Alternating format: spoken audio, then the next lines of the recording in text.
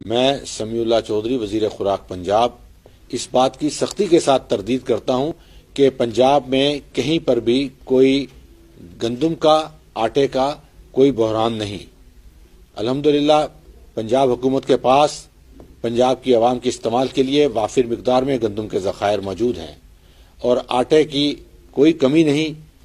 آٹا حکومت کے مقرر کردہ نرخوں پر موجود ہے۔ پرچون کی دکانوں پر، گروسری شاپس پر، ڈپارٹمنٹل سٹوروں پر ہر جگہ پنجاب کا فراہم کردہ آٹا موجود ہے اور آٹے کی قیمت بھی کہیں نہیں بڑھی۔ آٹے کی مقرر کردہ قیمت جو ہے وہ 808 روپیہ 20 کلو ہے اور 404 روپے 10 کلو ہے، اور ٹرکنگ سٹیشنز پر اور سیلز پوائنٹس پر آٹا جو فراہم کیا جا رہا ہے وہ 790 روپے سے 800 روپیہ دیا جا رہا ہے اور 10 کلو کا جو آٹا ہے وہ 400 روپے کا دیا جا رہا ہے۔